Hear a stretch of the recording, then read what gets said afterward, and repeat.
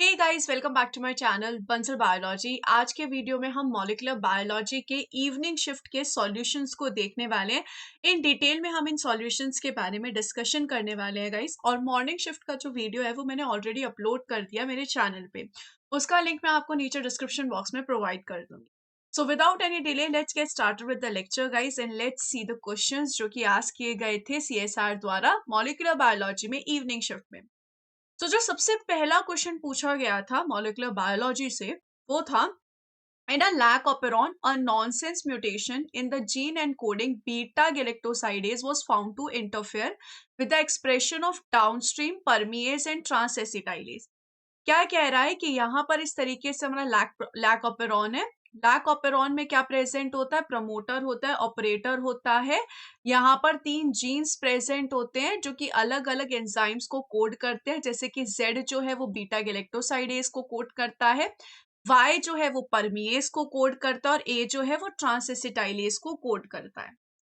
कह रहा है कि यहाँ पर ये जो Z वाला है, क्योंकि बीटा गैलेक्टोसाइडेज को यही कोड करता है, तो Z वाले में कोई तो नॉनसेंस म्यूटेशन हो गई है, जिसकी वजह से जो यहाँ पर परमिएज और ट्रांसएसिटाइलेज जीन है इनका एक्सप्रेशन भी इम्पैक्ट हो रहा है।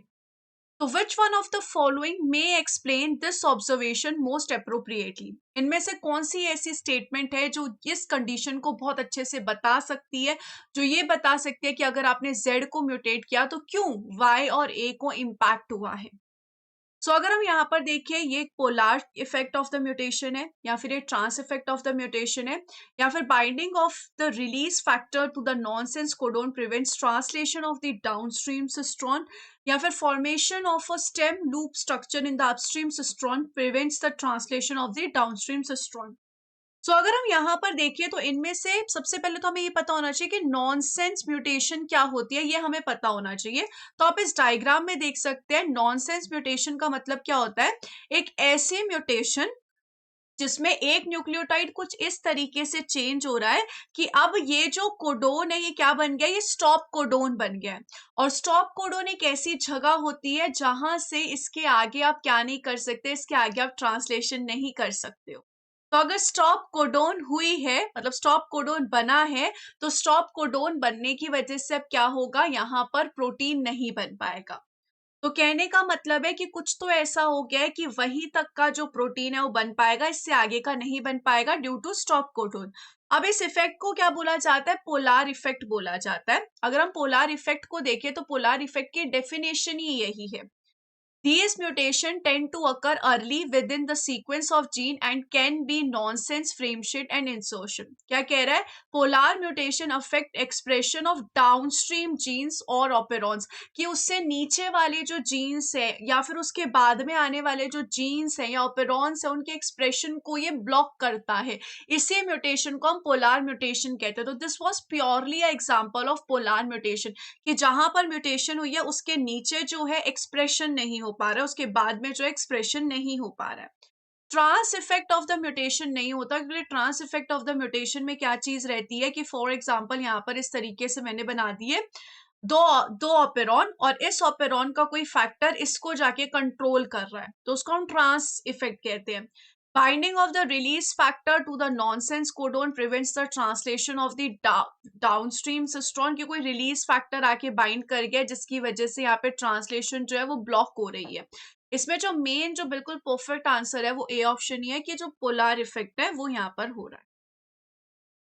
Let's move towards the next question. हम नेक्स्ट क्वेश्चन की तरफ चले तो नेक्स्ट क्वेश्चन यहाँ पर क्या हो रहा है, a bacterial culture initiated from a signal bacterial cell with a DNA repair deficient system. कह रहा है कि एक बैक्टीरिया है, एक बैक्टीरियल कल्चर है जिसमें एक बैक्टीरिया है जिसके पास डीएनए रिपेयर डेफिशिएंट सिस्टम आ गया, यानी कि उसके पास क्या है, डीएनए रिपेयर नहीं है।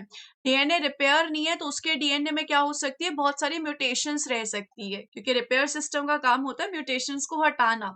अब रिपेयर सिस्टम ही नहीं है तो म्यूटेशंस को हटाएगा कैसे? अगर म्यूटेशंस हटेगी नहीं तो वो म्यूटेशंस रहेंगी, ठीक है।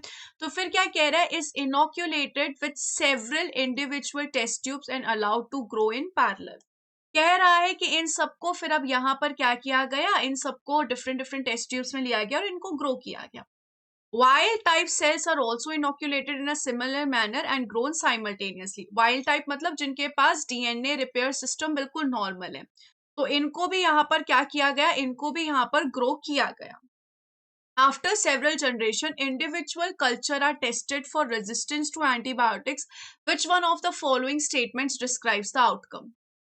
सिंपली यहाँ पर ये कह रहा है कि इसने यहाँ पर डिफरेंट टेस्ट ट्यूब्स ली हैं और इसने यहाँ पर किनको ग्रो किया है, ऐसे बैक्टीरियल सेल्स को ग्रो किया है जिनके पास डीएनए रिपेयर सिस्टम जो है वो डेफिशिएंट है, वो नहीं है, और ऐसे ही ऐसे भी सेल्स को ग्रो किया है जिनके पास डीएनए रिपेयर सिस्टम बिल्कुल प्रॉपरली प्रेजेंट है. अब बोल रहा है कि यहाँ पर ग्रो करवाए हैं इन दोनों ही सेल्स को, इन तरीके के सेल्स को बहुत जनरेशन्स तक. अब किन में एंटीबायोटिक रेजिस्टेंस देखने को मिलेगी? देखो, अगर हम यहाँ पर बात करें एंटीबायोटिक रेजिस्टेंस की, तो इसका मतलब यहाँ पर है कि इनके पास पहले से एंटीबायोटिक रेजिस्टेंस नहीं होगी. अब इनमें एंटीबायोटिक रेजिस्टेंस आएगी. अब मुझे अगर कोई भी नई चीज लेकर आनी है डीएनए में, तो वो किस तरीके से आएगी? म्यूटेशन से ही आएगी, ऑब्वियस सी बात है. अब यहाँ पर जो वाइल्ड टाइप सेल्स हैं वो तो बिल्कुल प्रॉपर रिपेयर सिस्टम कर रहे हैं, तो उनके पास तो एक म्यूटेशन आना बहुत बहुत बहुत कम चांसेस है. वहीं एक ऐसा सेल जिसमें डीएनए रिपेयर सिस्टम वर्क नहीं कर रहा है ठीक से, उनमें म्यूटेशन आने के चांसेस बहुत ज्यादा है. तो म्यूटेशंस इनमें इस तरीके से भी आ सकते हैं कि इनको एंटीबायोटिक के लिए रेजिस्टेंस बना दे, जैसा कि देखा भी जाता है स्ट्रेन्स में. अगर हम नॉर्मली देखें तो ये देखा भी जाता है. तो यहाँ पर क्या होगा? Most antibiotic resistance will emerge from the DNA repair deficit culture and all wild type cells will be sensitive. Wild type cells produce more antibiotic resistance population than the repair deficit cells. The repair deficit cells may produce more antibiotic resistant cells, but wild type cells will produce some antibiotic resistant population. The DNA repair deficit cells would be dead and therefore will not produce any resistant population of cell. तो ये तो नहीं हो सकता, ये भी नहीं हो सकता. सेकेंड ऑप्शन और फोर्थ ऑप्शन तो पक्का गलत है, क्योंकि अभी हमने देखा कि म्यूटेशन के चांसेस किस में? डीएनए रिपेयर डेफिसिट सेल्स में ज्यादा चांसेस है. अब फर्स्ट वाले ऑप्शन में बोल रहा है कि जितने भी वाइल्ड टाइप सेल्स है वो सारे के सारे सेंसिटिव होंगे. हम ये भी नहीं कह सकते. ऐसा हो सकता है कि इनमें फ्यूअर म्यूटेशन आ जाए. ऐसा थोड़ी कि रिपेयर सिस्टम हमेशा ही इनमें एक्यूरेटली कर लेगा, काम सब करेगा. कभी कभी इनमें भी म्यूटेशन आ सकती है जिसकी वजह से इनमें एंटीबायोटिक रेजिस्टेंस आ सकती है. But yes, compare to the normal test tube इनमें, compare to the different test tube इनमें कम आएगी. सो यहाँ पर जो मोस्ट एक्यूरेट आंसर जाएगा वो कौन सा जाएगा? C option will be absolutely correct. Let's move towards the next question. In eukaryotic gene DNA sequence that define gene promoter occur. यहाँ पर पूछा गया है कि जो जीन प्रमोटर है वो कहाँ पे प्रेजेंट होता है. सबसे पहले अगर हम बात समझे जीन प्रमोटर की, तो प्रमोटर का बेसिकली काम क्या होता है? प्रमोटर का बेसिकली काम होता है आरएनए पॉलीमरेज से बाइंड करना, सो दैट आरएनए पॉलीमरेज आगे का ट्रांसक्रिप्शन का प्रोसेस जो है वो कर सके. अब ये जो प्रमोटर होते हैं ये डिफरेंट जगह पे आपको मिल सकते हैं. कहने का मतलब है कि ये आपको मिल सकते हैं, समझो यहाँ से ट्रांसक्रिप्शन शुरू हो रही है तो इसके ऊपर मिल सकते हैं, यानी कि इसके अपस्ट्रीम पे प्रेजेंट हो सकते हैं. या फिर अगर हम यहाँ पर देखें यूकैरियोट्स में ऐसी भी कंडीशन होती है कि जहां से ट्रांसक्रिप्शन स्टार्ट हो रही है उधर यहाँ पर क्या प्रेजेंट होता है? प्रमोटर प्रेजेंट होता है. तो ये दोनों ही कंडीशंस हो सकती है कि या तो आपको अपस्ट्रीम में मिल जाएगा, ट्रांसक्रिप्शन जहां से शुरू हो रही है वहां पे ऊपर की तरफ पे, या फिर within the transcribed region भी हो सकता है. तो यहाँ पर कौन सा ऑप्शन सही होगा? यहाँ पर D option will be absolutely correct. दोनों ही जगह पे यहाँ पे मिलती है, क्योंकि लिए यहाँ पर आरएनए पॉलीमरेज बहुत सारे होते हैं यूकैरियोट्स में, 1 2 3 4. तो यूकैरियोट्स में यहाँ पर प्रमोटर भी डिफरेंट डिफरेंट तरीके के होते हैं, और डिफरेंट डिफरेंट तरीके के प्रमोटर यहाँ पर अपस्ट्रीम रीजन में भी हो सकते हैं या फिर within the transcription region में भी हो सकते हैं. इस क्वेश्चन में अगर हम यहाँ पर देखें तो इस क्वेश्चन में बोला गया है introns and eukaryotic genes are founded. तो अगर हम यहाँ पर नॉर्मली किसी भी जीन को देखें तो किसी भी जीन में यहाँ पर दो हिस्से हो सकते हैं, एक होता है एक्सॉन और एक होता है इंट्रॉन. अब इन्होंने पूछा है कि यूकैरियोट्स जो ऑर्गेनिजम्स होते हैं उनमें इंट्रॉन्स कौन कौन से आरएनए में मौजूद होता है.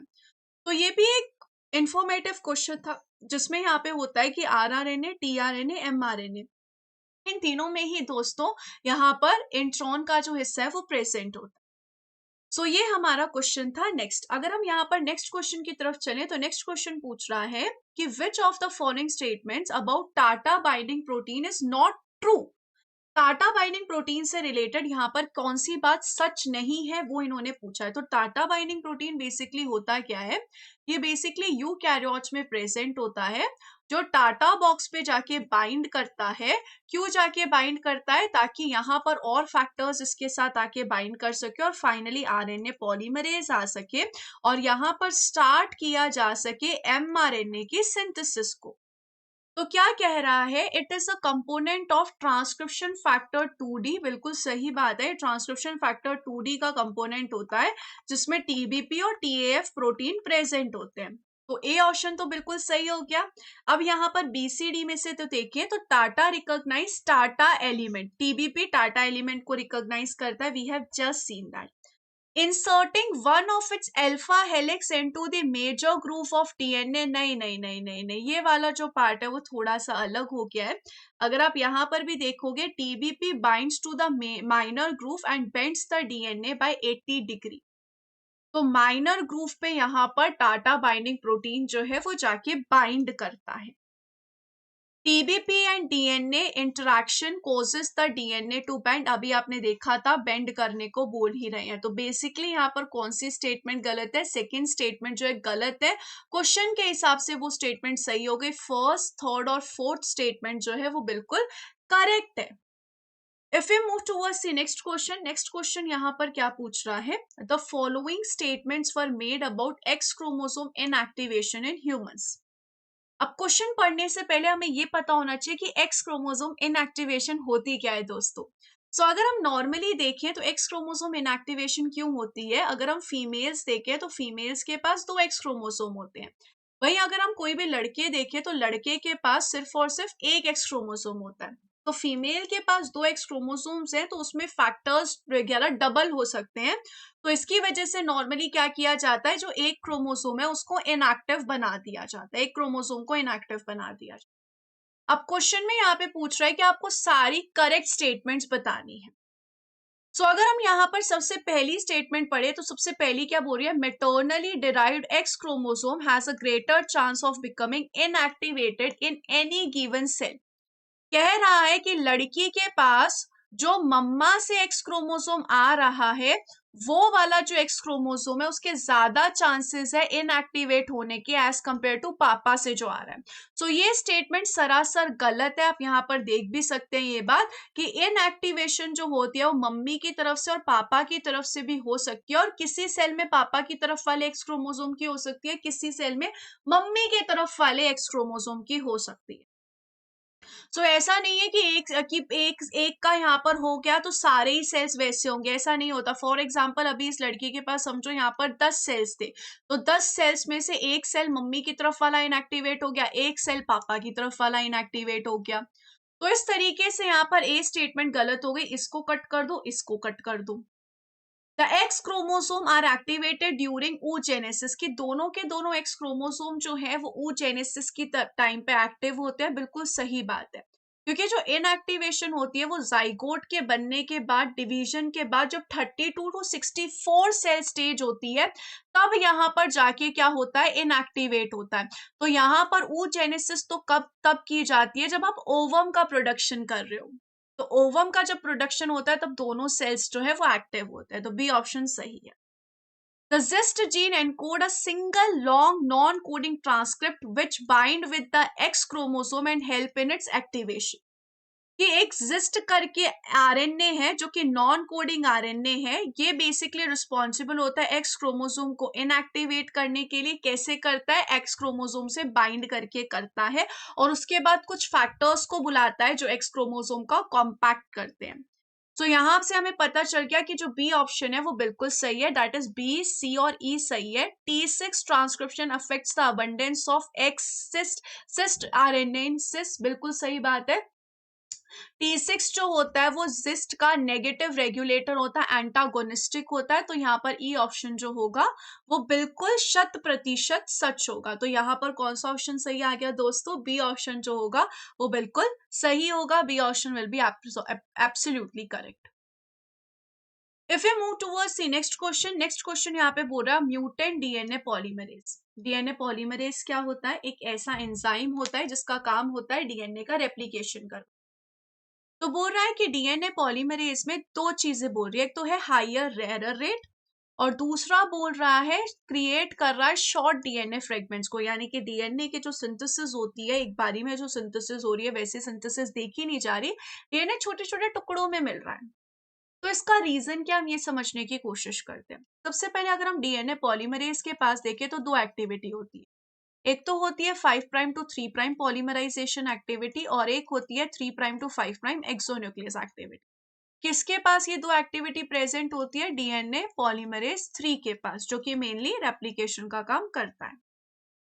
अब यहाँ पर जो 3 prime to 5 prime exonuclease activity होती है, इसका काम होता है अगर कोई भी इनकरेक्ट न्यूक्लियोटाइड आ गया है तो उसको रिमूव कर दे और करेक्ट न्यूक्लियोटाइड को ऐड कर दे। इस एक्टिविटी को प्रूफ रीडिंग एक्टिविटी भी कहा जाता है। अब इस कंडीशन में आप देख सकते हो कि यहाँ पर इसका हायर एरर रेट आया है, मतलब यहाँ पर ये इनकरेक्ट न्यूक्लियोटाइड्स को ऐड कर रहा है, यानी कि इसकी प्रूफ रीडिंग एक्टिविटी दोस्तों इस कंडीशन में काम नहीं कर रही है, यानी कि इसकी 3 prime to 5 prime exonuclease activity जो थी वो कॉम्प्रोमाइज हो चुकी है। तो यहाँ पर पक्की बात है कि बी ऑप्शन तो सही है। अब या तो ए ऑप्शन सही होगा या फिर सी ऑप्शन सही होगा। तो अगर 3 prime to 5 prime exonuclease activity compromise हुई है तो 5 प्राइम टू 3 प्राइम के चांसेस कम है, बट लेट्स सी और क्या हो सकता है। The polymerase tends to frequently dissociate from the template. The polymerase is unable to unwind the DNA template. देखो polymerase unwind करता ही नहीं है, helicase करता है।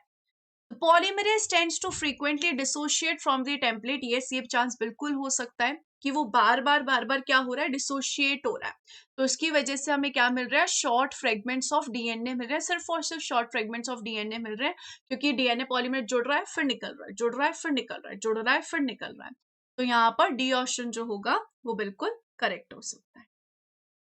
If we move towards the next question, let's move towards the next question. तो next question यहाँ पर क्या बोल रहा है? पोस्ट ट्रांसक्रिप्शनल प्रोसेसिंग के बारे में बोल रहा है, यानी कि एक बार मेरे पास आरएनए मेरा पूरा बन गया है, उसके बाद आरएनए की आप क्या कर रहे हो? प्रोसेसिंग कर रहे हो, क्योंकि आरएनए के बनने को हम बोलते हैं ट्रांसक्रिप्शन।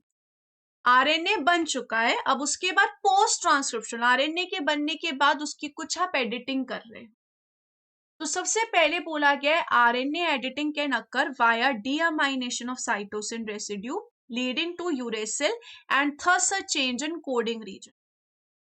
कह रहा है कि यहाँ पे डीअमाइनेशन हो सकती है साइटोसिन की और यूरेसिल बन सकता है। बिल्कुल सही बात है, आप यहाँ पर देख भी सकते हो कि साइटोसिन था, साइटोसिन से डीअमाइनेशन हुआ तो यूरेसिल बन गया, और आरएनए में यूरेसिल होता भी है। तो ए ऑप्शन तो यहाँ पर बिल्कुल सही लग रहा है। The major spliceosome complex mediates the removal of group 2 introns.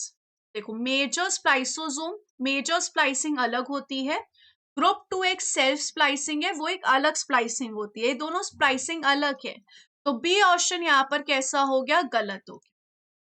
Transplicing events, even in trypanosoma, allows the formation of multiple gene products by bringing together different combination of exon of 3 or more genes. नहीं, इसको ट्रांसप्लाइसिंग नहीं कहते, इस चीज को alternate splicing कहते हैं, जिसमें यहाँ पर अलग अलग जीन्स के आप एक्सॉन्स को लाकर जोड़ते हो। तो ऐसी चीज अल्टरनेट स्प्लाइसिंग में देखी जाती है। Capping of eukaryotic mRNA occur exclusively in the cell of in the nucleus of the cell exclusively। ये जो exclusively वाली बात थी ना गाइस, ये थोड़ी सी गलत हो गई, क्योंकि यहाँ पर जो कैपिंग होती है वो साइटोप्लाज्म में भी हो सकती है। फॉर एग्जाम्पल अगर न्यूक्लियस से कोई कैपिंग हुई और साइटोप्लाज्म में आके वो कैप निकल गई तो वापस से उस कैपिंग को किया जा सकता है साइटोप्लाज्म में। तो ये जो एक्सक्लूसिवली वाला क्लॉज था ना, ये गलत हो गया। तो यहाँ पर डी ऑप्शन भी गलत है, तो यहाँ पर सिर्फ और सिर्फ ए ओनली सही था, यानी कि ये वाला जो ऑप्शन है वो करेक्ट हो। If you move towards the next question जो है वो है बैक्टीरियोफाज लैम्डा की तरफ से। तो बैक्टीरियोफाज लैम्डा जो है वो लाइटिक और लाइसोजेनिक साइकिल चल जा सकता है। तो जाए कौन सी साइकिल जाएगा, it all depends on C1 and crow protein. ये दो प्रोटीन होते हैं, दुश्मन होते हैं एक दूसरे के। C1 प्रोटीन चाहता है कि जो सेल है वो जाए लाइसोजेनिक साइकिल में, और जो यहाँ पर क्रो प्रोटीन है वो चाहता है कि सेल जाए लाइटिक साइकिल में। अब यहाँ पर OR1, OR2 और OR3 प्रेजेंट होते हैं, ऑपरेटर हिस्से हैं जो कि ऑपरेट करने का काम करते हैं। अब आपको यहाँ पर बतानी है कि कौन सी स्टेटमेंट जो है वो इनमें से करेक्ट है। तो अगर हम बेसिकली देखें तो क्या होता है गाइस, ध्यान से देखो। यहाँ पर दो प्रमोटर है, एक है PR और एक है PRM। PR जो होता है वो बेसिकली क्रो की सिंथेसिस करवाता है, और PRM जो है वो बेसिकली C1 की सिंथेसिस कराता है। अब C1 जाके क्या करता है, C1 जाके OR1 और OR2 से बाइंड कर देता है, और क्या करता है, क्रो की सिंथेसिस को ब्लॉक करता है, क्योंकि वो PR को ब्लॉक कर देगा। अगर OR को ब्लॉक किया तो PR ब्लॉक हो गया और क्रो की सिंथेसिस नहीं हो पाएगी। ऐसे ही क्रो क्या करता है, क्रो OR3 से जाके बाइंड कर जाता है और C1 की सिंथेसिस को रोकता है।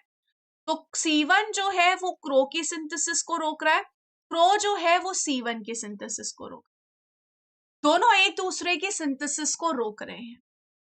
सो अगर हम यहाँ पर देखें, Cro binding to OR3 activates expression of C1, नहीं, वो एक्टिवेट नहीं करता उसकी सिंथेसिस को, वो रिप्रेस करता है। एक्टिवेट्स बात गलत है, रिप्रेस करता है। यहाँ पर कौन सा ऑप्शन गलत हो गया, ए ऑप्शन जो है वो गलत हो गया।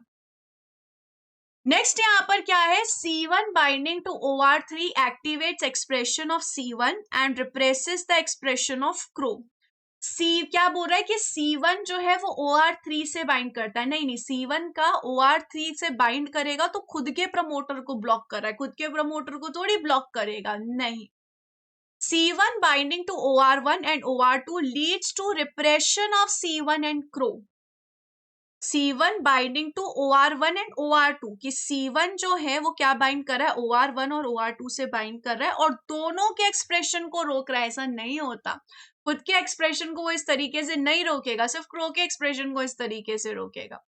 C1 binding to OR1 and OR2 leads to higher expression of C1 and repression of Cro. बिल्कुल सही बात, कि C1 जो है वो OR1 और ऑपरेटर 2 से बाइंड करता है ताकि क्रो के एक्सप्रेशन को रोक सके, C1 के एक्सप्रेशन को ज्यादा चला सके और लाइसोजेनिक साइकिल सेल में चलवा सके। सो यहाँ पर कौन सा ऑप्शन सही होगा, D option is absolutely correct without any doubt. D option यहाँ पर बिल्कुल सही हो। क्लियर है कहानी। चलिए let's move towards the next question. Next question अगर हम यहाँ पर देखें, the amino acid tRNA synthetase in an organism have evolved to catalyze amino acylation of their cognate tRNA। देखिए सबसे पहली बात, ये चीज आती कब है, ये जो चीज है ये आती है ट्रांसलेशन में। ट्रांसलेशन में क्या किया जाता है, जो tRNA होता है उसका बेसिकली काम होता है अमाइनो एसिड को कैरी करना। तो ये जो tRNA, इसके ऊपर अमाइनो एसिड को चार्ज किया जाता है, यानी कि इस अमाइनो एसिड को इस tRNA पे लाया जाता है। इस प्रोसेस के लिए बेसिकली आपको जो एंजाइम चाहिए होता है वो होता है amino acyl tRNA synthetase, basically वो एंजाइम होता है। अब इसमें कह रहा है कि कौन सा यहाँ पर जो स्टेटमेंट है वो सही है। सो अगर आप यहाँ पर बेसिकली देखेंगे, आप यहाँ पर देख भी सकते हैं कि ये tRNA है, इसके पास जो यहाँ पर इसका 3' एंड होता है उसके पास न्यूक्लियोटाइड होते हैं CCA न्यूक्लियोटाइड, जिसमें से ये जो लास्ट न्यूक्लियोटाइड है इसका यहाँ पर 3' जो है वो अमाइनो एसिड से जुड़ता है। ऐसे नहीं है कि सिर्फ 3' इसका जुड़ सकता है, इसका 2' भी यहाँ पर इस अमाइनो एसिड से जुड़ सकता है। तो अगर हम यहाँ पर देखें, बेसिकली यहाँ पर इस तरीके से इसका स्ट्रक्चर होगा, यहाँ पर इस तरीके से एडिनोजाइन है, एडिनिन है, यहाँ पर इस तरीके से इसके पास फॉस्फेट होगा, ये यहाँ पर tRNA पे प्रेजेंट है। तो इसका 2' या फिर 3' दोनों ही यहाँ पर जुड़ सकते हैं अमाइनो एसिड के साथ। तो यहाँ पर कौन सी स्टेटमेंट सही होगी, ईदर एट द 3' और 2' position of adenosine at the CCA। तो ये जो अमाइनो एसिड है वो इस tRNA से जुड़ सकता है, tRNA के 3' एंड पे भी और 2' एंड पे भी, एडिनोजाइन के 2' एंड पे भी जुड़ सकता है और 3' एंड पे भी जुड़ सकता है। तो यहाँ पर ए ऑप्शन जो होगा वो बिल्कुल करेक्ट हो जाएगा दोस्तों। अगर हम यहाँ पर नेक्स्ट क्वेश्चन की तरफ चलें, तो नेक्स्ट क्वेश्चन भी यहाँ पर ट्रांसलेशन से रिलेटेड CSIR ने पूछा था। क्वेश्चन यहाँ पर आपको बोल रहा है कि आपको सारी करेक्ट स्टेटमेंट बतानी है ट्रांसलेशन से रिलेटेड। यहाँ पर अगर हम देखें तो ट्रांसलेशन जो होती है वो किस पे होती है, राइबोसोम पे बेसिकली ट्रांसलेशन होती है। राइबोसोम के पास बेसिकली 3 साइट होती है, ए साइट, पी साइट और ई साइट। क्या कह रहा है, association of 23S rRNA with 16S rRNA is essential to catalyze in vitro peptide formation using model substrate। कह रहा है कि यहाँ पर जो 2 अमाइनो एसिड्स हैं इनके बीच में आपको पेप्टाइड बॉन्ड बनाना पड़ता है, क्योंकि कोई भी 2 अमाइनो एसिड एक दूसरे से पेप्टाइड बॉन्ड के थ्रू जुड़े होते हैं प्रोटीन में, और यहाँ पर आप प्रोटीन की सिंथेसिस कर रहे हो तो आपको पेप्टाइड बॉन्ड बनवाना पड़ेगा। तो कह रहा है कि इस कंडीशन में आपको 23S rRNA चाहिए होता है और 16S rRNA चाहिए होता है, तो ये स्टेटमेंट गलत है। इस पेप्टाइड बॉन्ड की सिंथेसिस के लिए सिर्फ 23S rRNA चाहिए होता है, जो कि लार्जर सब यूनिट पे प्रेजेंट होती है राइबोसोम की। 16S rRNA जो है वो स्मॉलर सब यूनिट पे प्रेजेंट होती है राइबोसोम के। तो 16S rRNA पेप्टाइड बॉन्ड में मदद नहीं करती है, तो ए ऑप्शन तो यहाँ पर क्या हो गया, गलत हो। आप यहाँ पर भी इस चीज को बहुत अच्छे से देख सकते हो। तो ए ऑप्शन तो यहाँ पर क्या हो गया, गलत हो गया। इस हिसाब से सी तो सही है, बी और डी के बीच में कंपटीशन है। वैसे भी ribosome carries a polymerization activity, ये स्टेटमेंट बिल्कुल सही है, क्योंकि ये पॉलीमराइजेशन कर रहा है यानी कि प्रोटीन बना रहा है, तो सी ऑप्शन तो सही है भाई। The 23S rRNA is necessary and sufficient to catalyze in vitro peptide bond formation using model substrate। अभी मैंने वही बात बताई कि ये जो 23S rRNA होता है ये बेसिकली रिस्पॉन्सिबल होता है पेप्टाइड बॉन्ड बनाने के लिए between 2 amino acids. The 16S rRNA is necessary and sufficient to catalyze in vitro। 16S rRNA तो स्मॉलर सब यूनिट का पार्ट होता है, वो यहाँ पर पेप्टाइड बॉन्ड में कहाँ से पार्ट लेगा, पेप्टाइड बॉन्ड में पार्ट लेना है तो 23S rRNA को पार्ट लेना होता है। सो गाइज यही सारे क्वेश्चंस थे जो CSIR द्वारा पूछे गए थे इवनिंग शिफ्ट में। और अगर आपको मेरे साथ पूरी मॉलिक्यूलर बायोलॉजी पढ़नी है गाइज फॉर दिसंबर 2023 के लिए, तो आप बंसल बायोलॉजी ऐप ज्वाइन कर सकते हैं और यहाँ पर जाके मेरे मॉलिक्यूलर बायोलॉजी को कोर्स को एनरोल कर सकते हो और मेरे साथ यहाँ पर मॉल बायो की तैयारी कर सकते हो। इसी के साथ साथ अगर आपको 2 मंथ्स की प्रिपरेशन करनी है, या अभी तो 1 मंथ ही बचा है, तो 1 मंथ में अगर आपको कुछ यूनिट्स पढ़नी है तो आप जाके हमारे कोर्सेज देख सकते हो, या फिर अगर आप जून 2024 की प्रिपरेशन कर रहे हो तो वो भी आप बंसल बायोलॉजी ऐप पे जाके कर सकते हो, डाउनलोड कर सकते हो ऐप, या हमारी वेबसाइट जो है www.bansalbiology.com पे जाके भी आप सारी चीजें चेक कर सकते हो। कोई इंक्वायरी होगी तो आपको ऐप पे नंबर मिल जाएगा, या मैं डिस्क्रिप्शन बॉक्स पे नंबर डाल दूंगी, आप वहां पर हमें मैसेज कर सकते हैं, कॉल कर सकते हैं। So wish you all the very best guys. I hope कि आप बहुत अच्छे से प्रिपरेशन कर रहे होंगे और इस तरीके के सेशंस आपको बहुत हेल्प कर रहे होंगे। अगर आपको बाकी यूनिट के भी एनालिसिस चाहिए, अच्छे से डिटेल्ड सॉल्यूशन चाहिए, तो मुझे कमेंट सेक्शन में ज़रूर उस यूनिट का नाम बताना, और ये ज़रूर बताइएगा कमेंट सेक्शन में कि आपको क्या ये जो वीडियोस हैं ये हेल्पफुल हो रहे हैं आपकी तैयारी में, ज़रूर बताइएगा।